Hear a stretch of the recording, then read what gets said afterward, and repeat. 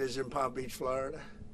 Yes. Trump, President Zelensky mentioned maybe a meeting with European leaders back in Washington. Would that be in the next few weeks? Well, in Washington or someplace, yeah. These leaders that I just read, these are great people. You know, they've spent a lot of money on helping Ukraine.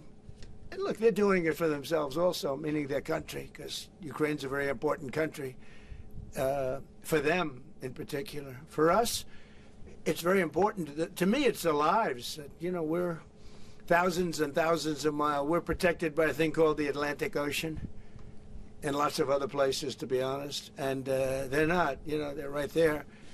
But we're working together with them as we should be. But I'm doing it to save lives. You know, we're not spending any money. Biden gave $350 billion away.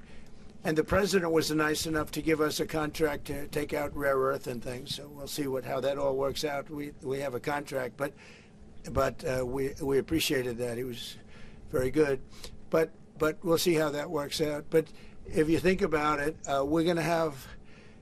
I really believe we're probably, Mr. President, by far closer than ever before, with both parties. We had some times when he was close and President Putin wasn't. Then when President Putin was close and he wasn't, you saw that in the White House. But I think they both want to see it happen. Mr. President, in your conversation with... You're saying that you've said multiple times that you want to stop the killing, and nearly 100 American citizens died in Ukraine on the battlefield. Yeah. What's your message to their families whose loved ones died fighting for Ukraine? Well, look, I mean, the message is so obvious. It's what a shame. They died in a foreign country. And some are celebrated people. They're very celebrated. But so sad that a thing like that would happen. Yes, ma'am. President Trump, obviously security is a major issue for the Ukrainians. Right. Did you offer any promises, any assurances today? Well, I did. We want to work with Europe, and Europe is going to take over a big part of it, as you can imagine. You know, they're right there. But we're going to help Europe 100%, like they'd help us. When you're talking about the largest land war in Europe in decades, words matter. Saying peace is closer than ever instantly grabs attention, not just politically, but globally. Trump's style is unmistakable here. He speaks with certainty and optimism, projecting the idea that momentum is shifting. Whether you agree or not, confidence is central to his message.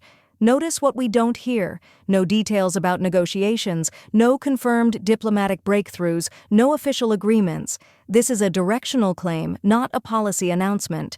Trump often frames foreign policy through the lens of deal-making.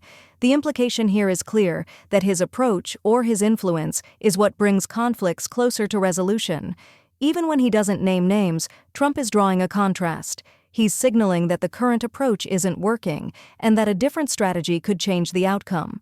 For supporters, this message resonates because it taps into war fatigue. After years of conflict, people want optimism. They want an end. And Trump is offering hope, at least rhetorically.